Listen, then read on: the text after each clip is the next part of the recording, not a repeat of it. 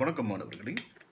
இன்று நாங்கள் கணக்கீடு பாடத்தில் முக்கியமான ஒரு பாட அலகாக கருதப்படுகின்ற பங்குடைமை பாடப்பரப்பின் வினா ஒன்றினை அவதானிக்க இருக்கின்றோம்.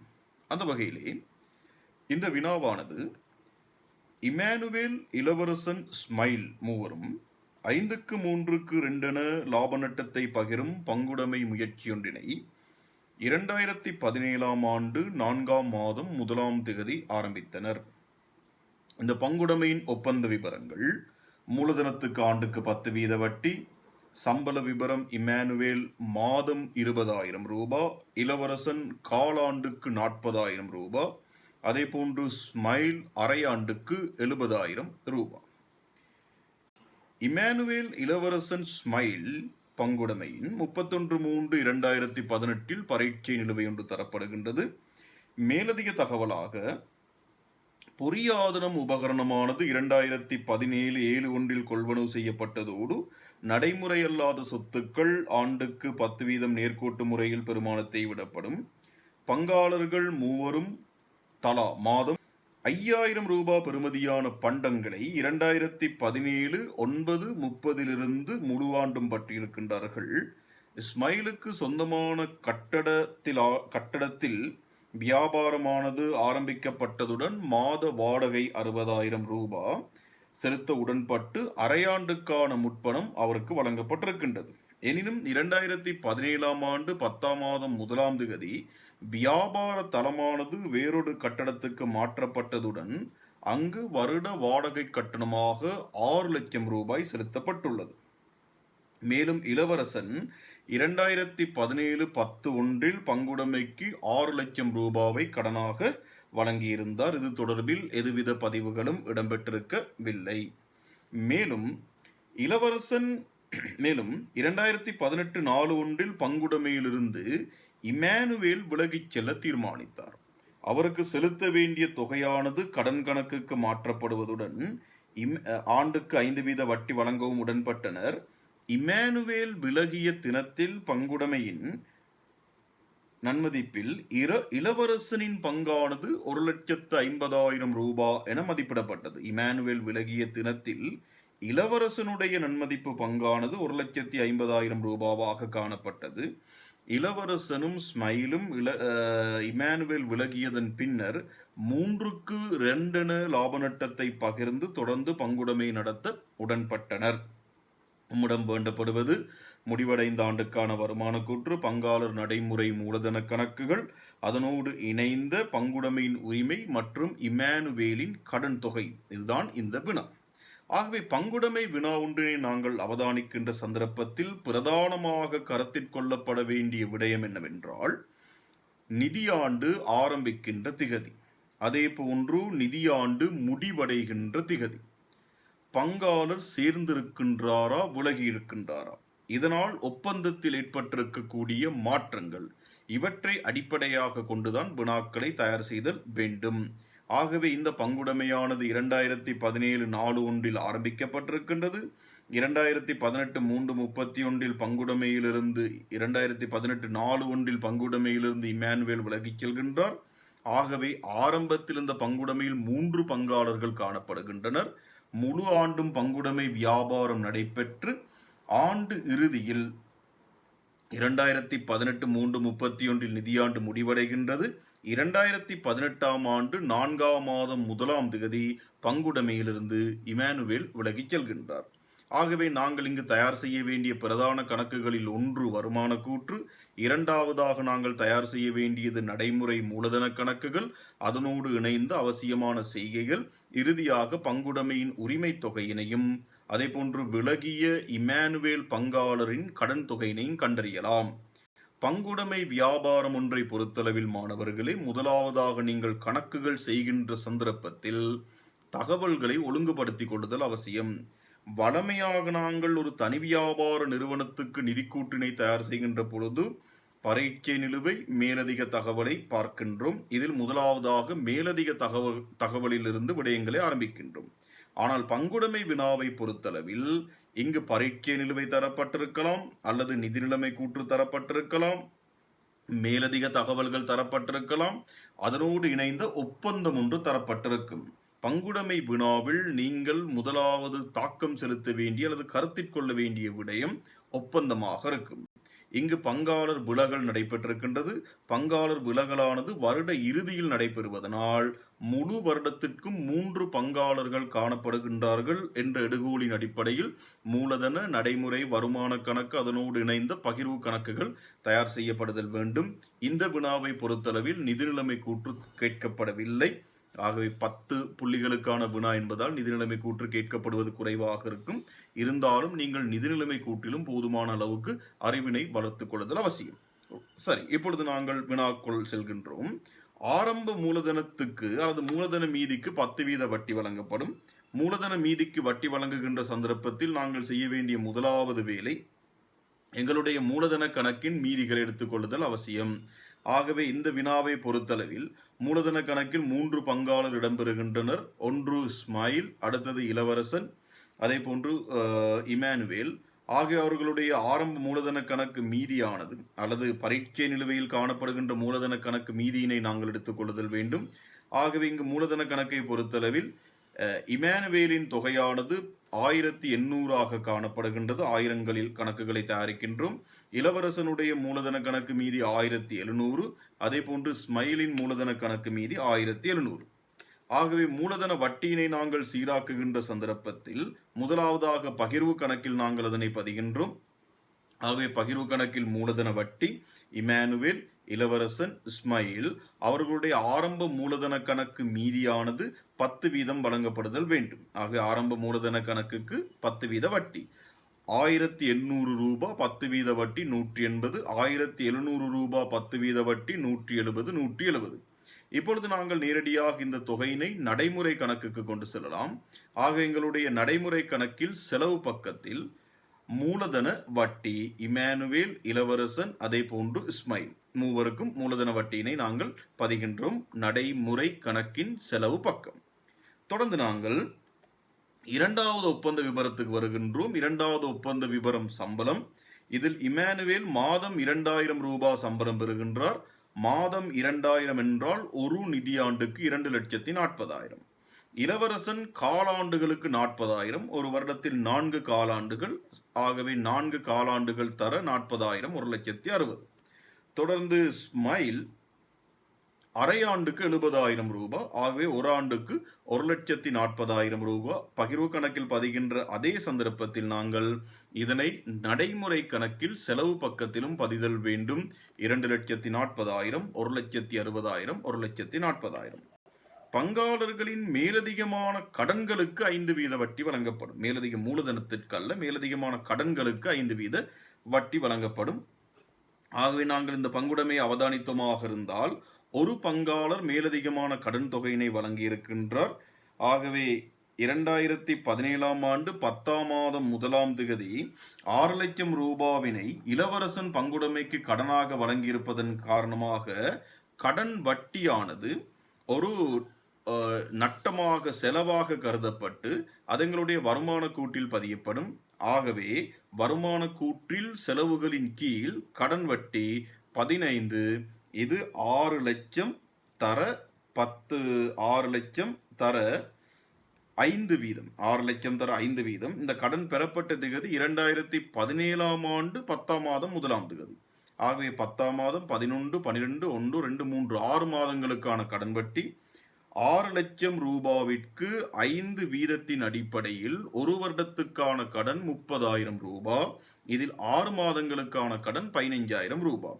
ஆகவே பங்குடைமைக்கு மேலதிகமான கடனை வழங்கியிருந்த பங்காளர் இளவரசனுக்கான கடன் வட்டியானது 15, அவருக்கு செலுத்தப்பட வேண்டிய தொகை அவருடைய நடைமுறை கணக்கில் செலவில் பதிதல் வேண்டும்.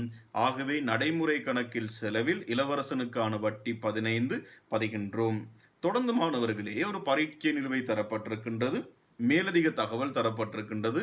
பங்குடைமை சீராக்கத்தின் பொழுது முதலாவதாக ஒப்பந்தம், இரண்டாவதாக மேலதிக தகவல், மூன்றாவதாக பரீட்சை நிலுவை. ஆகவே மேலதிக தகவல்களில் பொறியாதனம் உபகரணம் 2017 ஆண்டு 7ஆம் மாதம் 1ஆம் திகதி கொள்வனவு செய்யப்பட்டது. இது ஆண்டுக்கு 10% பெருமானத்தை விடப்படும். ஆகவே இப்பொழுது நாங்கள் பொறியாதன உபகரணத்துக்கான பெருமான தேய்வினை பெற்றுக் கொள்கின்றோம். பொறியாதன உபகரண பெருமான தேய்வு பொறியாதன உபகரணத்தின் பெறுமதி 4000 ரூபாய்க்கு 100க்கு 10 வீதம், ஆகவே 400 ரூபாவாக இருக்கும். இருந்தாலும் பொறியாதன உபகரணம் 2017 7ஆம் மாதம் 1ஆம் தேதி கொள்வனவு செய்யப்பட்டமையினால் அதற்கு 9 மாதங்களுக்கான பெருமான தேய்வு 300 ரூபாய் நேரடியாக நாங்கள் வருமான கூட்டில் செலவுகளின் கீழ் காட்டுகின்றோம். இது நிதிநிலைமை கூற்றுக்கு கொண்டு செல்லப்படல் வேண்டும். இருந்தாலும் இவ்வினாவில் நாங்கள் நிதிநிலைமை கூற்று தயாரிப்பதில்லை. தொடர்ந்து பங்காளர் மூவரும் தலா 5000 ரூபாவினை பற்றியிருந்தார்கள். இந்த பற்றானது 2017ஆம் ஆண்டு 9ஆம் மாதம் 30ஆம் திகதி இடம்பெற்றது. 9ஆம் மாதம் 30ஆம் திகதியிலிருந்து ஆரம்பித்திருக்கின்றது எஞ்சிய முழு காலத்துக்குமாக. ஆகவே பங்காளருடைய பற்று பங்காளரின் நடைமுறை கணக்கில் வரவில் பதியப்படும். ஆகவே இங்கு மாணவர்களே 9ஆம் மாதம் 30ஆம் திகதி என்பதனால் 9, 10, 11, 12, 1, 2, 3 ஆக 7 மாதங்களுக்கான பற்று நடைபெற்றிருக்கும். 7 மாதங்களுக்கான பற்று நடைபெற்றிருக்கும். ஒரு பங்காளர் 5000 ரூபாவினை பற்றுகின்றார். 5000 பெறுமதியான பண்டங்களை 7 மாதங்களுக்கு பற்றினால் அது 35,000 ரூபாவாக இருக்கும்.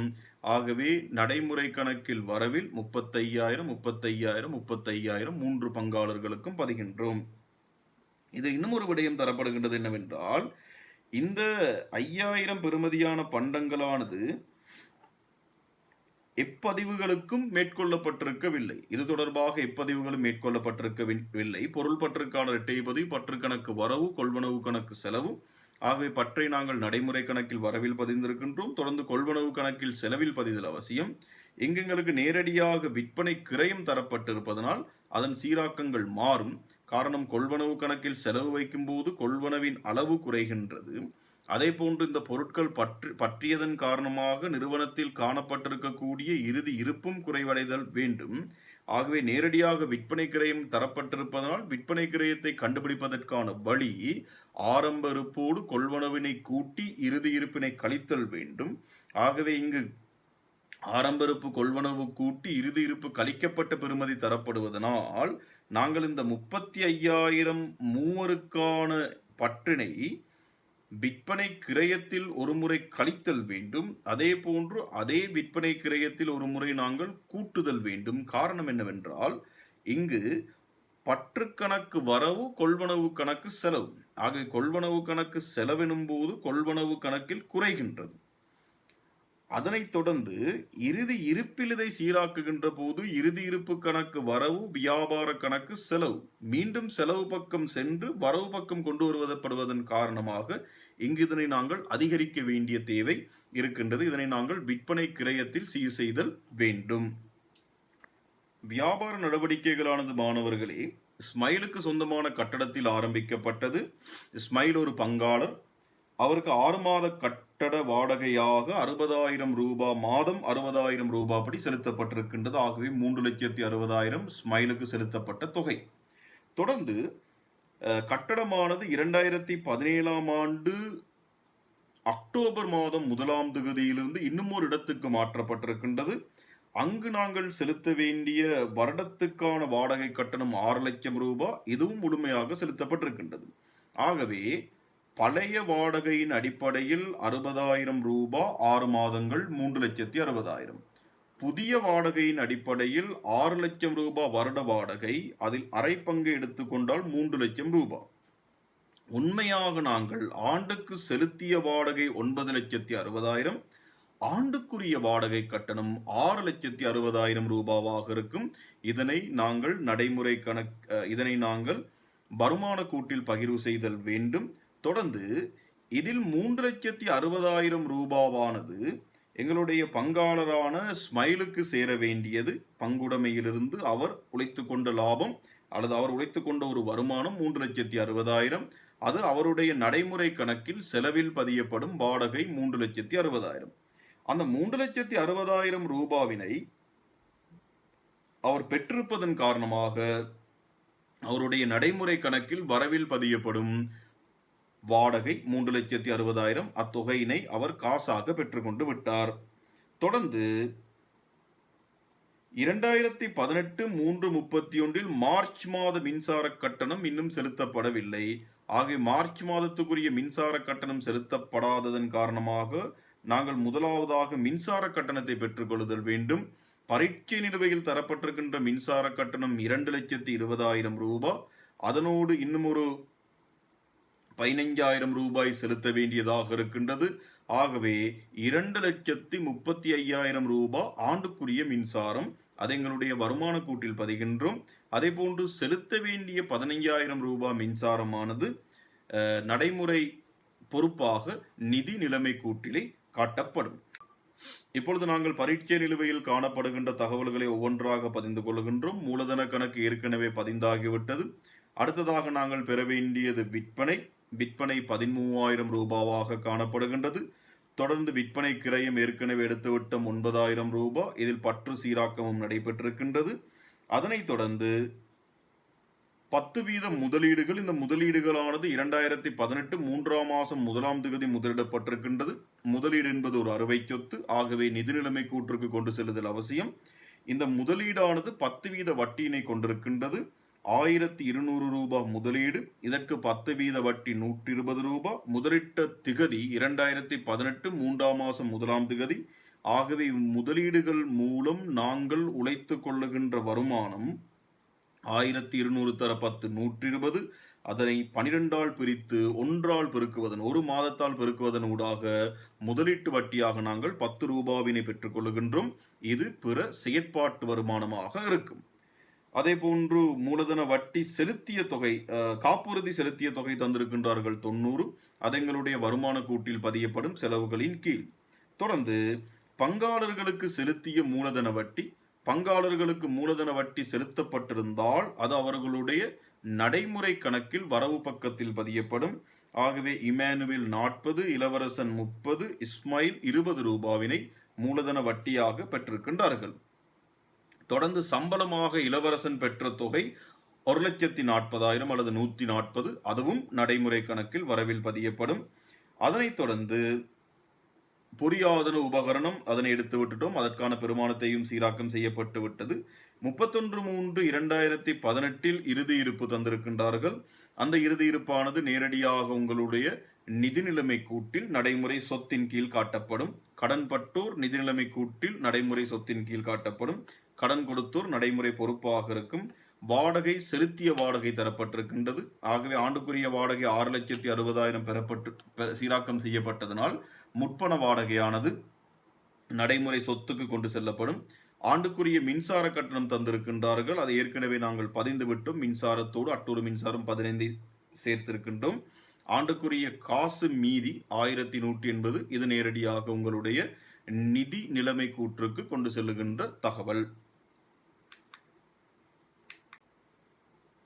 இனி மாணவர்களை நாங்கள் எங்களுடைய வருமான கூட்டினை முடிக்கக்கூடியதாக இருக்கும். ஆகவே விற்பனையிலிருந்து விற்பனை கிரயத்தை கழிப்பதனூடாக மொத்த லாபம் பெற்றுக்கொள்ளுகின்றோம் 4,000. பிற செயற்பாட்டு வருமானமாக 10 ரூபாய் கிடைக்கப்பெறுகின்றது. அதே போன்று நாங்கள் மொத்த செலவுகளை கூட்டிக் கொண்டால் மொத்த செலவுகள் 1,300. ஆகவே 4,010 ரூபாவிலிருந்து 1,300 ரூபாவை கழித்தால் தேறிய லாபமாக பெற்றுக்கொள்வது 2,710 ரூபாய். இந்த 2,710 ரூபாவை அடிப்படையாக கொண்டு நாங்கள் பகிர்வுகளை செய்தல் அவசியம். ஆகவே மூலதன வட்டி 520, பங்காளர் சம்பளம் 540. ஆகவே தேறிய லாபத்திலிருந்து இந்த தொகையினை நாங்கள் கழிப்பதனூடாக லாப பகிர்வினை பெற்றுக்கொள்ளுகின்றோம் 1,650 ரூபாய். இதில் பழைய லாப நட்ட விகிதாசாரத்தில் லாபத்தினை பகிர்தல் வேண்டும். ஆகவே இமானுவேல் 5 பங்கு, அதே போன்று இளவரசன் 3 பங்குகள், அடுத்தது இஸ்மாயில் 2 பங்குகளாக 825, 495, அதே போன்று 330 பெற்றுக்கொள்ளுகின்றார்கள். அதனைத் தொடர்ந்து நாங்கள் செய்ய வேண்டியது இந்த பகிரப்பட்ட லாபமானது நடைமுறை கணக்கிற்கு கொண்டு செல்லப்படல் வேண்டும். நடைமுறை கணக்கின் செலவு பக்கம். நடைமுறை கணக்கின் செலவு பக்கத்தில் பகிர் லாபமாக நாங்கள் 825, 495, அதே போன்று 330 சீராக்குகின்றோம். தொடர்ந்து மாணவர்களே, எங்களுக்கு இங்கு பங்காளர் விலகல் ஒன்று இடம்பெறுவதன் காரணமாக நடைமுறை கணக்கில் 2 பங்காளர்களுடைய மீதி சென்றதாக காணப்படும். ஒருவருடைய கணக்கு முழுமையாக முடிக்கப்பட்டு கடன் கணக்கிற்கு அல்லது மூலதன கணக்கிற்கு மாற்றலாம். ஆகவே நடைமுறை கணக்கை நீங்கள் முடித்துக் கொள்ளுகின்ற பொழுது இமானுவேலுடைய மீது 1245, இளவரசனுடைய மீது 840, இஸ்மாயிலின் மீது 1000. இதில் இமானுவேல், இளவரசன், இஸ்மாயில் மூவருடைய மீதிகளையும் நாங்கள் தனியாக மீதி கொண்டு சென்றதாக எடுக்கலாம். அல்லது அதனை ஒரு விலகுகின்ற பங்காளர் இமானுவேல் தொகையை மாத்திரம் கடன் கணக்குக்கு மாற்றலாம். இங்கு நாங்கள் 2017 3/31 நடைமுறை கணக்கு மீதி சென்றதாக பெறப்பட்டிருக்கின்றது. அடுத்ததாக நாங்கள் மூலதன கணக்கினை முடித்துக் கொள்ளுதல் அவசியம். 2018ஆம் ஆண்டு 4ஆம் மாதம் 1ஆம் தேதி பங்குடைமையிலிருந்து இமானுவேல் விலகிச் செல்றார். விலகிய பங்காளருக்கு அவருக்கு செலுத்த வேண்டிய தொகையை கடனாக விடுவதற்கும் அதே போன்று அந்த கடனுக்கு 5% வட்டி வழங்குவதற்கும் உடன்பட்டனர். இமானுவேல் விலகிய திகதியில் இளவரசனுடைய நன்மதிப்பு பங்கானது 1,50,000 ரூபாவாக மதிப்பிடப்பட்டது. ஆகவே இந்த நன்மதிப்பு சீராக்கத்தினை இப்பொழுது நாங்கள் நேரடியாக மூலதன கணக்கில் காட்டிவிடலாம். ஆகவே மூலதன கணக்கில் முதலாவதாக இளவரசனுக்கு சென்றடைய வேண்டிய நன்மதிப்பு பங்கு தரப்பட்டிருக்கிறது பங்காளர் விலகிய தினத்தில். ஆகவே நன்மதிப்பு சீராக்கம் செய்கின்ற பொழுது நாங்கள் நன்மதிப்பு சீராக்கத்தினை மூலதன கணக்கில் செலவில் வைத்து மூலதன கணக்கில் வரவில் வைக்கின்றோம். மூலதன கணக்கு செலவென்பது பழைய விகிதாசாரம், மூலதன கணக்கு வரவென்பது புதிய விகிதாசாரம். இங்கு இமானுவேல், இளவரசன் மற்றும் இஸ்மாயில் பழைய பங்காளர்கள். இதில் இமானுவேல் விலகிச் செல்கின்ற பொழுது இளவரசனும் இஸ்மாயிலும் புதிய பங்காளர்களாக கருதப்படுவர். ஆகவே மூலதன கணக்கில் செலவில் பழைய விகிதாசாரத்திலும் வரவில் புதிய விகிதாசாரத்திலும் பதிதல் வேண்டும். இமானுவேல் விலகிய தினத்தில் இளவரசனுடைய நன்மதிப்பு பங்கு 1,50,000. ஆக இப்பொழுது நாங்கள் முழு நன்மதிப்பை கண்டுபிடித்தல் அவசியம். ஒரு பங்கு, அதாவது இளவரசனுடைய பங்கு 1,50,000. ஆகவே மூலதன கணக்கை நாங்கள் எடுத்துக்கொண்டால் இங்கு பங்காளர் விலகிய திகதியில் மூலதன கணக்கினை தயார் செய்கின்றோம். 2018ஆம் ஆண்டு 4ஆம் மாதம் 1ஆம் தேதி. ஆகவே விலகுகின்ற பங்காளர் இமானுவேல், அவருடைய நடைமுறை கணக்கு மீதியானது 1170 நாங்கள் மூலதன கணக்குக்கு மாற்றுகின்றோம். இப்பொழுது நாங்கள் இமானுவேலுடைய தொகையினை நேரடியாக கடனாக எடுத்து விடலாம். அல்லது நீங்கள் இன்னுமொரு வகையில் தயார் செய்வதாக இருந்தால் இமானுவேலுடைய மூலதன கணக்கு மீதியினையும் இமானுவேலுடைய நடைமுறை கணக்கு மீதியினையும் தனித்தனியாக எடுத்து கடன் கணக்கொன்று ஆரம்பிக்கலாம். 2-3 வகைகளில் கணக்கு வைப்பானது தயார் செய்யப்பட முடியும். ஆகவே இமானுவேல் 3220 ரூபாய் அவருடைய மொத்த கணக்கு மீதி, அதாவது மூலதன கணக்கினதும் நடைமுறை கணக்கினதும் மீதி. இளவரசன் மற்றும் இஸ்மாயில் அவர்களுடைய மூலதன கணக்கு மீதி மாத்திரம் இருக்கும். அதில் நன்மதிப்பு சீராக்கத்தினையும் செய்து கொள்ளுதல் அவசியம். ஆகவே இமானுவேலுடைய கடன் தொகையானது 3220 ரூபாய் கடனாக மாற்றப்படுகின்றது. இளவரசன், இஸ்மாயில் இருவருடைய மீதிகளானது மீதி கீழ்கொண்டு சென்று மீதி கீழ்கொண்டு வந்ததாக காணப்படும். 1550, 1600. தொடர்ந்து மாணவர்களை அடுத்த ஒரு கேள்வி கேட்டிருக்கின்றார்கள். 2018ஆம் ஆண்டு 4ஆம் மாதம் 1ஆம் தேதி பங்குடைமையின் உரிமை. ஆகவே பங்குடைமையின் உரிமை எனும் பொழுது இங்கு பங்காளர்களுடைய மூலதன கணக்கு மற்றும் நடைமுறை கணக்கு பெறப்படுகின்றது. ஆகவே இளவரசன், இஸ்மாயில் நடைமுறை கணக்கின் மொத்தம் 1220. அதே மாதிரிக்கே இளவரசன் இஸ்மாயிலுடைய மூலதன கணக்கின் மொத்தம் 3150. ஆகவே இந்த பங்குடைமையின் முழு உரிமையானது 4370 ரூபாவாக இருக்கின்றது. தொடர்ந்து விலகிய பங்காளர் இமானுவேல், அவருடைய கடன் தொகையினை நாங்கள் நேரடியாக மூலதன கணக்கில் கண்டிருக்கின்றோம். 3220 ரூபாவாக இருக்கும். அது விலகிய பங்காளரனுடைய கடன் தொகை. ஆகவே பங்குடைமை வினாவானது மாணவர்களே பல்வேறு வகைகளில் உங்களுக்கு வினாவப்படக்கூடிய வாய்ப்பு இருக்கின்றது. ஆகவே கடந்த கால வினா பத்திரங்களை நீங்கள் எடுத்து முழுமையான பயிற்சிகள் செய்யலாம். மேலதிக வினாக்களை பயிற்சிகள், இது போன்ற வினாக்களை பயிற்சி செய்வதாக இருந்தால் எங்களுடைய மாதிரி வினாபத்திர புத்தகங்கள் விற்பனை செய்யப்பட்டு கொண்டிருக்கின்றன. இலங்கையின் பிரபல புத்தக நிறுவனமான பூபாலசிங்கம் புத்தகசாலையின் ஊடாக எங்களுடைய வினாபத்திரங்கள் வெளியிடப்படுகின்றன. ஆகவே அவற்றினையும் பெற்று மாணவர்கள் சிறந்த பயனை பெற்றுக்கொள்ளக்கூடியதாக இருக்கும். இன்னும் ஒரு நிகழ்ச்சியில் இன்னும் ஒரு வினாவோடு உங்களை சந்திக்கின்றோம். நன்றி, வணக்கம்.